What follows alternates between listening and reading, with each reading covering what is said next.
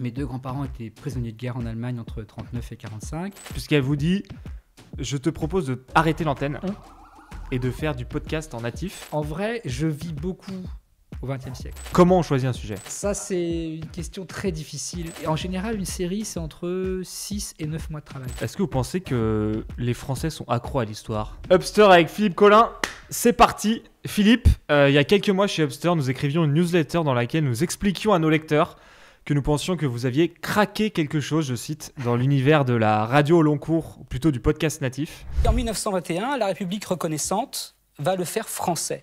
Le Serendipity, c'est un cocktail inventé par Colin Field, barman du Ritz pendant 30 ans. Cocktail fait à base de calva, jus de pomme, champagne, mixage de la France par un étranger. Le Monde écrit même que vous avez inventé une nouvelle grammaire radiophonique dans un des portraits qui vous ont consacré. Vos fresques historiques provoquent aujourd'hui un écho qui dépasse les murs de la Maison Ronde. On parle même de plus de 30 millions d'écoutes sur toutes les fresques réunies. Oui, c'est fou. C'est assez dingue. YouTube a ses créateurs et France Inter a Philippe Collin. Donc on est ravis de vous accueillir dans notre studio pour en parler. Bienvenue. Très bien, merci pour l'accueil. Je suis ravi d'être là. On a quelques petites questions au début, mais vous n'allez pas y répondre en fait. Et je vous les reposerai à la fin de l'interview. D'accord. C'est une sorte de mise en chauffe. Ok. Et après, on pourra commencer vraiment l'interview. Ok, super. La fresque historique que vous avez toujours rêvé de faire, c'est laquelle? Est-ce qu'il y en a une? Le truc le plus dingue que vous avez appris sur Alfred Dreyfus? Le podcast que vous ne loupez jamais? J'ai cru comprendre que vous étiez assez fan de fiction radio, notamment. Votre pire souvenir en tant qu'éboueur? Est-ce qu'il y en a un? Le journaliste ou encore man radio français ou étranger qui mérite plus d'attention, selon vous? Et il paraît que votre prénom a un lien avec le général de Gaulle. Ouais. Expliquez-nous. Voilà. Quelques questions que je vous reposerai à la fin de l'interview, mais au début de l'interview, on va commencer par parler un peu de votre jeunesse et de la passion pour l'histoire. Est-ce que ça vous frappe dès l'école ou c'est venu plus tard en fait? Ça me frappe dès l'école et dès l'enfance. Parce que, comme plein de Français et de Françaises, j'ai eu des récits enfants de la Seconde Guerre mondiale. Mes deux grands-parents étaient prisonniers de guerre en Allemagne entre 1939 et 1945. Et très vite, on m'a raconté des histoires de la guerre dans la famille, comme beaucoup de gens en vérité. Hein, c'est pas très inédit. Et à l'âge de 6-7 ans, on m'a emmené dans la Clairière, près de Belfort, dans l'est de la France, où mon grand-père a été arrêté, trahi par son officier français. Voilà. Et ça m'a beaucoup marqué. Et mon grand-père est mort quand j'avais 1 an, donc je ne l'ai pas connu. Et je me suis beaucoup imaginé enfant sa vie de prisonnier. Et c'est comme ça qu'on tire un fil. Tout d'un coup, on se dit, alors c'était quoi sa vie de prisonnier? C'était où? En Allemagne, il a fait la guerre, c'est quoi l'Allemagne? Ah, c'est l'Allemagne nazie, etc. Là, on a 6-7 ans, on est très jeunes. Et donc, on commence à s'intéresser à cette période. Et en fait, ça ne vous lâche jamais. On arrive au collège, on s'intéresse à des cours d'histoire. Et puis au lycée, c'est pareil. Et puis on fait une fac d'histoire. Et on a ça chevillé au corps jusqu'à aujourd'hui, en fait. Ça ne m'a jamais lâché. J'ai lu je ne sais combien de livres, combien vu de films sur la Seconde Guerre mondiale et sur l'histoire du XXe siècle en général. Donc voilà, ça remonte il y a très longtemps. Et ça ne m'a jamais lâché depuis 50 ans. Cette méthode-là du fil rouge qu'on tire, qu'on étire, qu'on remonte, c'est un truc que vous avez eu dès le début quand vous aviez 6-7 ans justement? La méthode en tout cas, dans votre tête quoi? Oui, je crois que c'est une très bonne question parce que on me pose souvent cette question. D'où ça vient ce récit narratif des podcasts qu'on produit? Je crois que c'est lié à l'enfance. Je crois que c'est lié à l'enfance, les histoires qu'on raconte aux enfants. Vous voyez, le soir, avant de se coucher, ou y compris dans les familles, il y a ce côté un peu à la fois romanesque, mais aussi récit qui vous emporte dans des émotions. Très sincèrement, je pense que cette dimension narrative, elle remonte chez moi il y a très longtemps. Parce qu'en vrai, quand on repense aussi au parcours de vos parents, qui n'étaient pas du tout historiens ni journalistes, votre père il bossait dans les sous-marins, et votre mère était auxiliaire puéricultrice. Exactement. Et ce qui est marrant, c'est que les personnages que vous traitez dans vos fresques, c'est un peu des gens qui sortent de leurs conditions, si on peut résumer un peu comme ça. Et c'est quelque chose qu'on peut un peu calquer aussi sur votre histoire, quoi. Oui, c'est vrai que ce qui m'intéresse, c'est les gens qui ont un destin. Tout le monde a un destin, en vérité.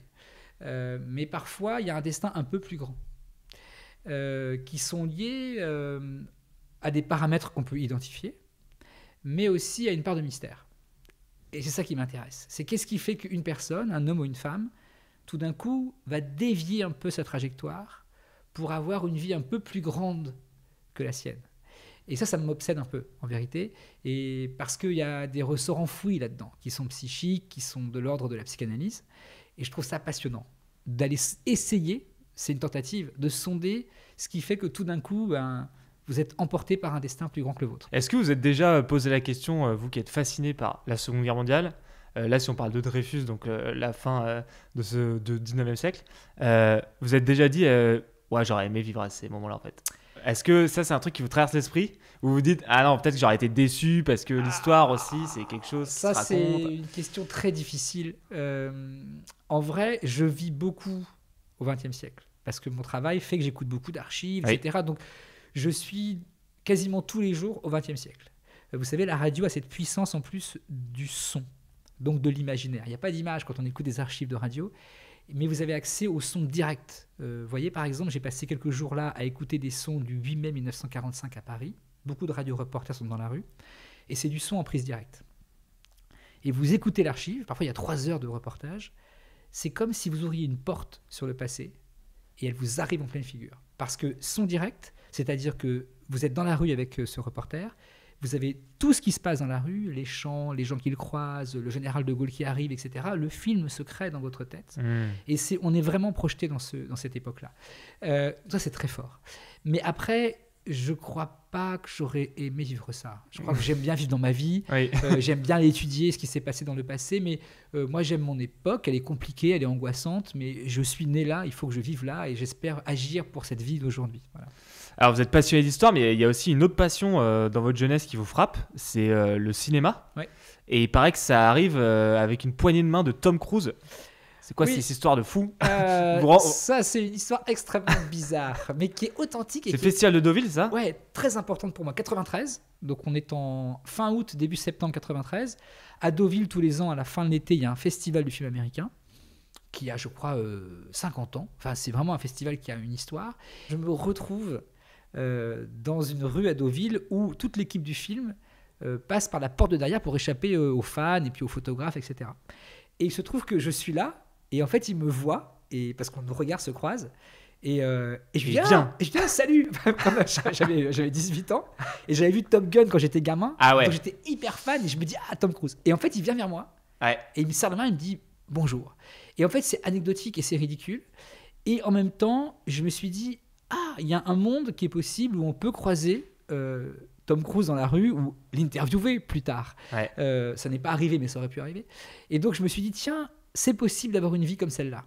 Donc ce moment-là, il est à la fois complètement anecdotique, il raconte rien, serrer la main de Tom Cruise, c'est un peu ridicule. Et en même temps, il provoque chez moi une conscience que peut-être un autre horizon est possible. Voilà. Mais est-ce que vous avez à ce moment-là l'idée du journalisme? Pas Parce du que, tout. ouais, parce que Pas là du vous tout. dites un métier, et Oui. vous savez pas encore Pas quel du métier tout. quoi. J'en sais rien. Parce que même la radio c'est un accident de parcours. Un accident. Un accident, c'est-à-dire que j'écoutais même pas Inter à la maison, enfin Inter parce que c'est ma chaîne aujourd'hui depuis 25 ans, donc j'y suis très attaché, mais c'est une chaîne qu'on n'écoutait pas chez moi. Vous écoutiez quoi d'ailleurs? Mes parents écoutaient un peu France Info, Ok. dans la voiture, les infos, voilà. Mm. Et on n'écoutait pas trop la radio, à vrai dire, mais un peu info pour les infos. Donc quand je suis arrivé à Inter, je connaissais personne. Alors que vous savez, Inter, les gens qui y travaillent en général, ils ont beaucoup écouté Inter dans leurs enfances, avec Ouais. leurs parents, etc. Bon. Donc oui, c'est un accident de parcours, c'est une opportunité que j'ai eue à la fin de mon service militaire. Donc voilà, j'y suis entré et j'y suis encore. Donc en effet, je pense pas à un métier. Je sais pas ce que ça veut dire journaliste. Je me dis, je pourrais peut-être faire producteur, mais n'importe quoi. Enfin, et donc après, le chemin de la vie vous amène à des situations que vous n'avez pas imaginées forcément. Et France Inter, donc 25 ans, vous avez fait beaucoup de choses. Oui, beaucoup. Vous avez fait des émissions sur le sport, Oui. sur l'Amérique. Oui. Aujourd'hui, vous faites vos podcasts. C'est une relation, est-ce qu'on peut dire que c'est une relation charnelle? Ça l'est. Oui, c'est bon? Oui, ça l'est, ça l'est. Ça l'est. Je suis très attaché à cette maison. Ouais. Et elle m'a beaucoup donné. C'est-à-dire que je lui ai beaucoup donné. Je me suis beaucoup investi dans France Inter. Mais elle a été très généreuse avec moi. Et je ne serais pas là où j'en suis aujourd'hui si Inter n'avait pas été aussi bienveillante avec ma vie et mon destin. Voilà. Donc je suis très attaché à cette chaîne. Alors, en fin d'année 2020, donc c'est ce qu'on racontait dans notre newsletter, donc Laurence Bloch, qui est l'ancienne directrice de France Inter, vient vous voir.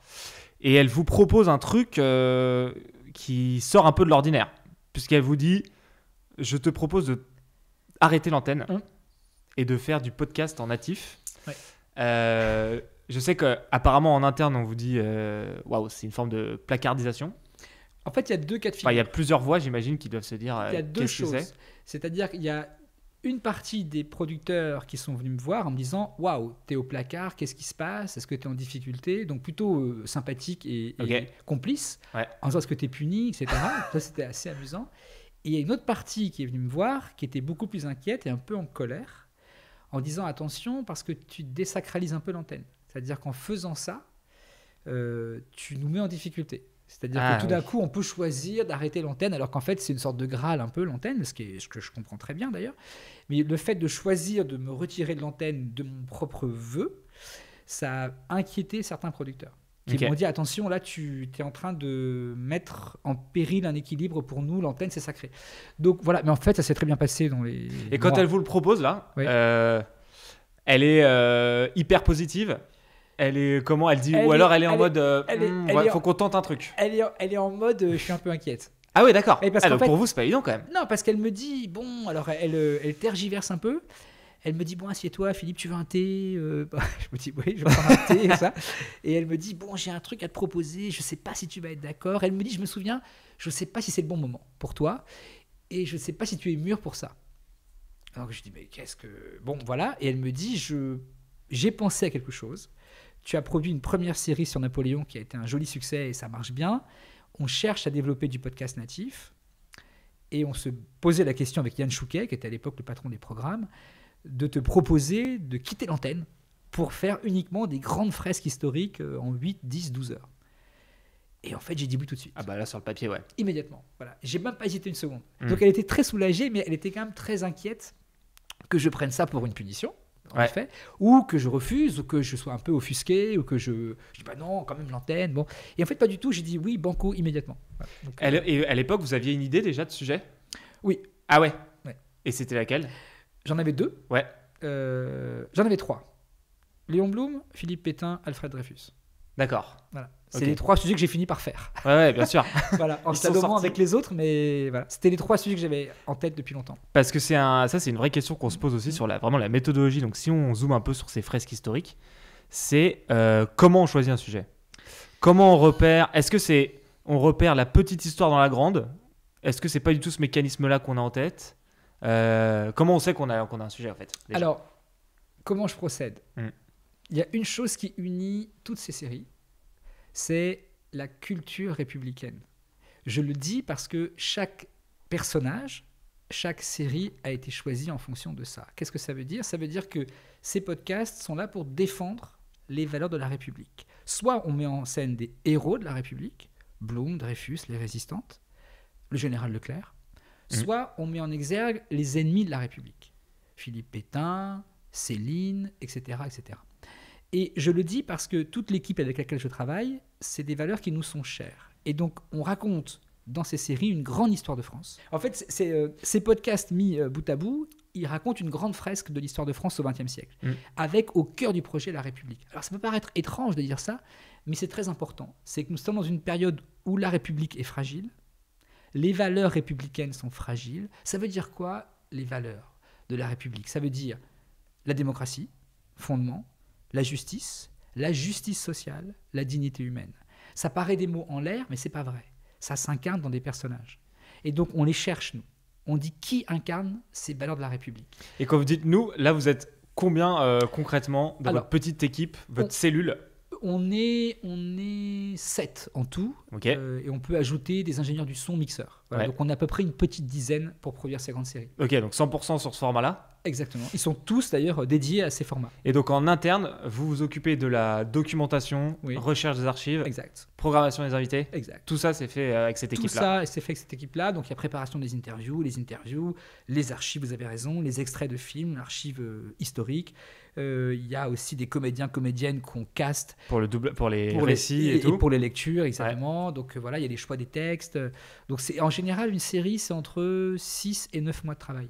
Voilà. Ah ouais, d'accord. Oui, Donc voilà. là, 10 heures de Dreyfus. On a commencé en mars 2024, on l'a livré en décembre. Donc ça fait 9 mois de travail Ok. avec une petite pause en août. Voilà. Et vous êtes 100% sur une série ou vous êtes... Non. Ah ouais. En fait, c'est pour ça qu'on peut en produire 2 ou 3 par saison parce que une partie de l'équipe commence à bosser et au bout de 3-4 mois, nous, on prend le relais en production. Moi, je supervise, mais je prends le relais au 3e mois. Et cette équipe-là, elle bascule sur la série d'après. Donc, c'est un peu en quinconce. Voyez. Ok. Et on avance un petit peu comme ça avec un coup sur la série A, un coup sur la série B, un coup sur la série A, un coup sur la série B. Donc, ça nous permet de nous déployer un peu plus que si on était uniquement focus sur une seule série. Est-ce que vous avez déjà lancé une série très en amont et vous êtes motivé, vous êtes dedans et vous êtes dit en fait ça va pas le faire? C'est déjà arrivé ça? Alors, oui. On part sur un personnage, Oui. on travaille beaucoup dessus. Oui. Non, Une fois c'est pour la vrai. reine Elisabeth, Ok. parce qu'en fait, on ne le savait pas, mais France Culture produisait déjà une grande série. Ah, ok. Donc, c'est la même maison. Donc, nous, on a compris, on s'est retirés. Ils étaient avant nous sur le projet. Donc, historiquement, ils avaient commencé avant nous. Donc, on s'est dit, OK, on se retire. Donc, on a abandonné la reine Elisabeth. Comment on fait pour pas répéter ce qui a été fait, je sais pas, 10, 100 fois? Enfin, sur l'affaire Dreyfus, il y en a eu des tonnes et des tonnes. Ouais. Est-ce que ça passe forcément par révéler quelque chose de nouveau? Parce que Philippe Auriol, par exemple, dans les podcasts, il dit qu'il a écouté des nouveaux messages, qu'il a lu des nouvelles notes, etc. Ça, c'est quand même fou. On Ouais, apprend c'est fou. encore des trucs, C'est fou, c'est fou. Ça, c'est notamment génial, sur d'ailleurs. Esterhazy et tout. Exactement. Ouais. C'est génial. Sur son caractère de fêtard, etc. Enfin bref, Ouais, moi ouais. j'ai appris des trucs. Est-ce que ça passe par là ou ça passe par une nouvelle façon de compter le... Et il y a les deux. la chose? Ça Ok. passe par des renouveaux d'archives ou historiographiques. Par exemple, vous savez, Vincent Duclerc, il a écrit une biographie géniale sur Dreyfus qui met Dreyfus au cœur de son livre et pas l'affaire Dreyfus. Et ça, c'est un livre qui a peut-être 10 ans maintenant. Et donc, c'est assez récent, en vérité, sur l'histoire de Dreyfus. Et donc, je me suis dit, tiens, là, il y a une nouvelle manière de raconter Dreyfus, en passant par l'homme, en passant par le personnage. Donc, à la fois, il y a les archives nouvelles, en effet, qui peuvent surgir, mais il y a aussi comment est-ce qu'on peut voir autrement un sujet grâce à des recherches récentes par des historiens. Et ça, c'est assez excitant, d'ailleurs. Comment est-ce qu'en 2024, 25, 26, on peut raconter une histoire un peu différemment parce que la recherche avance. Voilà. Alors il y a une série quand même sur Léon Blum Mm. qui a quand même cartonné comme jamais. Oui, d'ailleurs, c'est encore la numéro 1. Ah oui, c'est vrai, en Ouais. termes d'écoute. Ouais, toujours. Donc moi je me suis arrêté à 3 millions, mais j'imagine que On c'est est à plus. 3,8 millions. Voilà, 3 millions 8 quand même, c'est Oui, fou. c'est fou, c'est fou. Et la diversification aussi est assez folle parce qu'il y a eu pièces de théâtre, documentaires à la télé, Mhm. un livre. Un livre. Est-ce que c'est quelque chose, ça, qui vous percute, vous, ou c'est quelque chose que vous provoquez, cette diversification? Comment ça marche? Ou c'est un truc... je sais pas. Vous voyez ce que je veux dire? Alors, Bloom, c'est très particulier parce que c'est un projet auquel je tenais beaucoup et qui a généré une sorte d'engouement qui nous a complètement dépassés. Donc, assez vite sont arrivées des propositions. D'accord. De livres, de spectacles, de théâtre avec Charles Berling à Toulon, à la scène nationale de Château-Vallon-Liberté, à la télévision, etc. Donc ça s'est fait assez naturellement. Et ce qui est assez marrant, c'est qu'une fois que ça a été créé, ces objets, d'autres séries ont généré des objets dérivés, entre guillemets. Donc c'est Bloom qui a vraiment lancé l'affaire, mais parce qu'en fait, il l'a lancé tout seul. Je ne sais pas comment vous dire, il y avait un tel enthousiasme autour de ce personnage que très vite on nous a dit bah tiens on pourrait faire ça, on pourrait faire ça, on pourrait faire ça, et c'était très joyeux d'ailleurs, c'est très joyeux.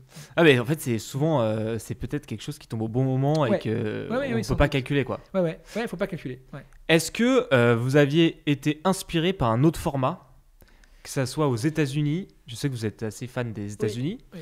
Une radio comme je sais pas NPR ou une autre grande radio ou Alors ailleurs qui a fait quelque chose de similaire, vous avez dit là j'aimerais bien faire quelque chose comme ça? Il y a une chose qui m'a inspiré, qui est une série qui a été produite par la BBC et achetée par France Culture, qui s'appelle La Filière de Philippe Sands, qui est un grand récit d'un avocat suisse, et qui est anglo-suisse d'ailleurs je crois, qui se lance à la recherche de racines familiales durant la Seconde Guerre mondiale. Je conseille à tout le monde d'écouter cette série, elle est extraordinaire. C'est un grand récit porté par la voix de Philippe Sands lui-même. Et d'ailleurs, il dit au début de cette série « Je m'appelle Philippe Sands et vous écoutez La Filière ». Et je me suis permis Reprendre d'emprunter ce ça, mimique. ouais, tellement je trouve ça très fort et j'ai adoré la série. Donc, et ça m'a beaucoup inspiré parce que je me dis, il fait un récit historique avec des témoins, avec un point de vue d'historien, avec une histoire très incarnée par des personnages avec des périodes troubles, etc. Et ça, c'était au tout début, je l'ai écouté en 2020 et on a D'accord. commencé en 21. Ouais. Donc ça a été très fort pour moi, par exemple. Je me dis, tiens, on peut faire de la radio avec une grammaire particulière en parlant d'histoire. Et vous, votre consommation de radio aujourd'hui, entre l'antenne et le natif, J'écoute ça marche comment? J'écoute beaucoup l'antenne le matin. Ouais, bien J'écoute sûr. Inter le matin. Inter, Ouais. c'est ma radio depuis maintenant 30 ans. Donc, j'écoute Inter tous les matins pour l'actu, pour l'info, pour la matinale. Voilà, avec de Morand Salamé. Et puis après, j'écoute parfois quand je suis chez moi. Je peux écouter le soir un peu, quand je rentre un peu tard. Toujours Inter. Et ensuite, j'ai une consommation de podcasts natifs plutôt historiques. Ouais. Ou d'archives. C'est-à-dire que je peux... Bah, en fait, vous écoutez les archives en insomnie, déjà. Voilà, exactement. Non, exactement. Et après, je suis un peu dingue parce que ça peut m'arriver, en effet, en insomnie. Comme l'appli Radio France est incroyable dans les archives qui sont mises à disposition, je peux écouter une série de 5 heures des années 60 documentaires sur, par exemple, comment vivre après-guerre quand on était résistant. Et donc, il y a 5 heures comme ça de documentaires. Et donc, je peux me plonger là-dedans pendant une nuit à écouter ça et me dire, tiens, alors qu'est-ce qu'on raconte en 62 quand on était résistant et qu'on veut se réinsérer socialement, etc. Donc, voilà, c'est une radio un peu aussi du passé que j'aime bien. Ouais. Une manière Vous de êtes au bon parler. endroit, là. Ouais, Parce que, ouais, franchement, ouais, c'est extraordinaire. Et il y a tout un univers, il y a un phrasé, il y a une manière de parler, c'est comme une sorte de voyage dans le temps, d'écouter des archives. Et ça m'émeut toujours beaucoup. Voilà. est-ce que vous pensez, si on revient un peu au score un peu fou, est-ce que vous pensez que les Français sont accros à l'histoire? Je pense qu'ils sont accros à leur histoire, à leur histoire personnelle, à leur histoire nationale, on va dire, à l'histoire de France. Et ça fait longtemps. Je crois que c'est une longue tradition populaire en France qui remonte même au début du XXe siècle, sans doute, mais qui s'est vraiment amplifiée après la Seconde Guerre mondiale. Et je crois que si on regarde les programmes télévisés, les programmes radiodiffusés, les librairies, les conférences, les Français ont toujours aimé ça. Hein. Il y a Alain Decaux, bien sûr, mais il y a aussi toutes les productions de Radio France en radio d'histoire. Jean Lebrun, Patrice Gélinet, enfin, il y avait... y compris, comment ça s'appelait, la Tribune de l'Histoire, voilà, avec Michel Perrault à l'époque. Bon. Et je crois que c'est une grande tradition française dans laquelle je m'inscris, et nous inscrivons avec l'équipe. Voilà, je pense on est en 2025, donc on apporte des outils qui sont par exemple techniques, donc qui sont de notre époque. Mais moi, je dis souvent qu'on s'inscrit dans une tradition. Est-ce que dans 100 ans, on pourrait faire une fresque sur Trump? C'est sûr. Rien à voir, hein, désolé, mais... Non, mais c'est une très bonne question. Moi, je trouve que c'est une très bonne question. Je crois que... Mais c'est une question inquiétante aussi. Oui, bien sûr. Voilà. Et je crois que Trump est sans doute le symptôme de quelque chose, qui est une vague mondiale réactionnaire. Et il incarne ça. Donc, vous voyez, on parle de la République. Je pense que c'est des mouvements qui sont anti-républicains, Bien sûr. au fond, des valeurs qu'on évoquait. Ouais. Et donc, quand on voit ce qui est en train de se passer, Oui. et cette élection d'ailleurs, hein, c'est une réélection. C'est ça qui est troublant. C'est pas la même chose qu'une élection. La première fois, c'était déjà choquant. Là, c'est encore autre chose. Et donc, je pense qu'on pourra faire une fresque. Alors, je pense qu'on pourra faire une fresque, mais espérons qu'on n'ait pas à en faire. Non. Vous voyez ce que je veux dire? Voilà, c'est-à-dire Bien que, sûr. voilà. Sinon, il y aurait eu quelque chose de vraiment grave. Voilà, exactement. Dernière question. Récemment, un ex-journaliste radio, un ex-correspondant aux États-Unis, un autre Philippe Corbet, Oui. s'est lancé 100% en indépendant pour traiter l'actualité américaine. Il a lancé une newsletter qui cumule plus de 40 000 abonnés Oui. et un podcast bi-hebdomadaire qui s'appelle Zeitgeist. Mhm. Est-ce que vous, le choix de l'indépendance, ça vous a déjà traversé l'esprit? Alors, je vais d'abord dire un mot de Corbet. Mhm. C'est un très bon journaliste, Ah oui. excellent journaliste. Et je trouve ça passionnant, toujours ce qu'il produit. Donc, je suis très heureux qu'il soit aussi dans cette indépendance et dans cette logique de nous éclairer sur ce qui se passe aux États-Unis. Donc, bravo à Corbet et bravo à lui. Ensuite, qu'est-ce que je peux vous dire? Je suis très... Alors, est-ce que vous trouvez ça inspirant déjà? En fait, C'est inspirant, mais Comme je choix. suis attaché à France Inter. Et ce que je produis aujourd'hui, j'aurais du mal à le produire seul. Pour des raisons très simples, des métiers qui sont très compétents et qui sont vraiment attachés à Radio France. Ces énergies qu'on y met l'énergie qu'on met dans ces podcasts, elle ne peut pas être portée toute seule. Donc, à la fois, je trouve ça inspirant que Corbet décide de choisir l'indépendance, l'autonomie, mais en même temps, je pense que j'aurais des angoisses à me lancer seul dans une aventure. Voilà. Les questions du début, on y revient pour finir l'interview. Alors, la fresque historique que vous avez toujours rêvé de faire, est-ce qu'il y en a une Oui. Qui n'est pas sortie, hein. Oui, bien sûr, bien sûr. Je crois qu'au fond, j'aimerais bien faire le général de Gaulle, mais que pour l'instant, on n'y arrive pas. D'accord. Voilà. Ok. Parce que c'est un monument et c'est très compliqué, mais en même temps, je pense que ça raconterait profondément des choses de notre pays. Le truc le plus dingue que vous avez appris sur Dreyfus, est-ce qu'il y a quelque chose qui vous a... Alors moi, je peux le dire, j'en suis pas encore à la fin, je suis au 6e, mais quand il est condamné, qu'il y avait des appartements qui avaient été loués en face, bien sûr, ça j'ai trouvé ça dingue. Oui. Donc c'était vraiment le quand spectacle... il est dégradé. Voilà, quand il est dégradé, militairement et tout. Exactement. Donc c'est le spectacle populaire. Quoi. Ouais. Donc on loue même des appartes. Le truc le plus dingue que j'ai appris... Ah oui, il y a un truc que j'ignorais. C'est pas le plus dingue, mais qui m'a beaucoup ému. C'est que Émile Zola, qui va donc prendre la défense de Dreyfus avec le J'accuse, et qui va se mettre en danger. Sans J'accuse, il n'y a pas d'affaire Dreyfus. Et donc sans J'accuse, Dreyfus, sans doute, meurt... À l'île du diable. Exactement. C'est ce qui se passerait. Donc il y a tout ça relance, et finalement, J'accuse relance l'affaire, et finalement, Dreyfus va rentrer, et sera à la fin réhabilité en 1906. Vous m'avez spoilé là. Là, je rigole. Vous saviez un peu. Voilà. Mais ce que j'ai appris et j'ignorais, c'est qu'en fait, ils se sont rencontrés. Ah, ok. Ouais, en 1902, dans l'appartement de Zola, rue de Bruxelles, je crois. Et je trouve ça extraordinairement émouvant. Parce qu'en fait, quand tout ça se passe, quand Zola écrit J'accuse, et que là, ça commence à foutre le bordel. Hein, c'est l'expression. Dreyfus, il n'est pas au courant de tout ça. Il est quand même isolé. Parce qu'il est mis au secret. Voilà, il est mis au secret. Donc il ne sait pas ce qui se passe en France sur son affaire. Et donc là, qu'est-ce qu'ils ont pu se dire en 1902 ? Alors on ne sait pas. Mais... Est-ce qu'il l'a remercié ? Je pense que oui, mais on imagine la rencontre des deux qui est très émouvante. Ouais. Et c'est Philippe Auriol qui nous a raconté ça, il le raconte très bien.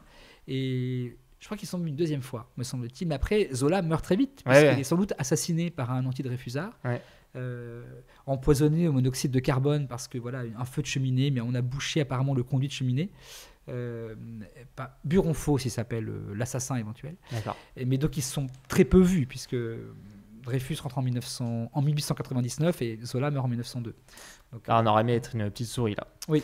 Est-ce qu'il y a un podcast que vous loupez jamais ? J'ai cru. Alors donc moi j'ai cru comprendre que la fiction radio vous attirait.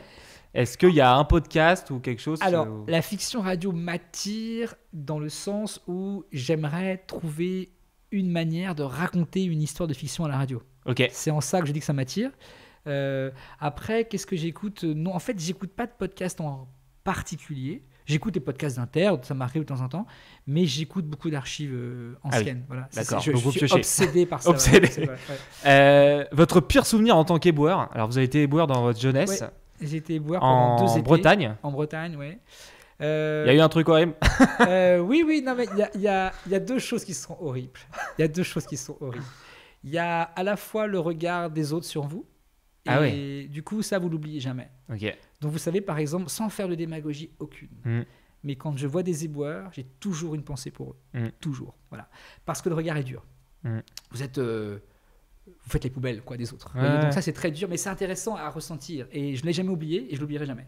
Voilà. Ensuite, qu'est-ce qu'il y a de difficile ? Oui, il y a des choses un peu trash même. Il y a des choses un peu trash que je n'ose même pas raconter. Parce que, on ne dira rien. mais dans les poubelles des gens, il y a beaucoup de choses trash. Ouais. Donc voilà, et bon, bref, c'est comme ça. Est-ce qu'il y a un journaliste radio français ou étranger qui mérite plus d'attention, selon vous ? Philippe Corbet alors, parlons de lui. Mmh. Je pense que Philippe est un très grand journaliste et il a déjà beaucoup d'attention sur sûr. lui, mais je pense qu'on peut remettre un petit coup d'éclairage sur lui. Il se lance. C'est un livre ouvert sur les États-Unis. Et puis il est intelligent, il est malin, il est nuancé, voilà, et c'est un grand journaliste. Donc parlons de Philippe Corbet sans cesse. Super. Il paraît que votre prénom, du coup, on va finir par ça, a un lien avec le général de Gaulle, avec son frère. Non, avec son fils. Son fils, pardon. Son fils. Avec son fils. Qu'est-ce qui s'est passé ? Il y a une rencontre dans un train ? Oui, c'est ça. En fait, c'est troublant, mais ma mère était donc enceinte en décembre 74. Je suis né en avril 75. Donc, ma mère est enceinte de moi en Noël 74. Elle prend un train pour rejoindre mon père qui est Belfortin dans l'est de la France. Et dans le train, dans le wagon, il y a Philippe de Gaulle, qui est donc le fils du général, qui rentre à Colombelles et deux Églises pour passer Noël. Et ma mère le reconnaît, ma mère était gaulliste, enfin, elle est gaulliste d'ailleurs toujours je crois. Et du coup elle rentre, elle arrive à Belfort et elle dit à mon père, j'ai croisé le fils du général, j'ai croisé le fils du général.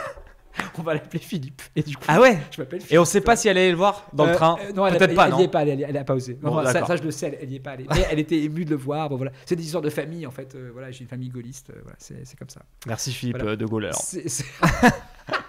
On peut dire ça. Merci, ouais, voilà, on va dire ça. C'est-à-dire qu'il est mort il y a très peu de temps. Hein. Il est mort il y a quelques Oui, mois. c'est vrai, ouais. Voilà. Merci Philippe Collin Merci à vous, d'avoir c'est super. partagé ce moment. Merci C'était beaucoup. très cool de vous recevoir. Merci. Et on vous écoute sur France Inter, évidemment. Exactement, France Inter, évidemment, bien sûr. Merci beaucoup. Salut. Super. Salut, c'est encore moi. Juste un petit mot rapide pour vous remercier d'être allé jusqu'au bout de cette interview. Si vous voulez en voir d'autres qui arrivent très bientôt, n'hésitez surtout pas à vous abonner à la chaîne Dubster et à commenter nos vidéos. C'est uniquement grâce à vous et à votre soutien qu'on peut continuer tout ce boulot.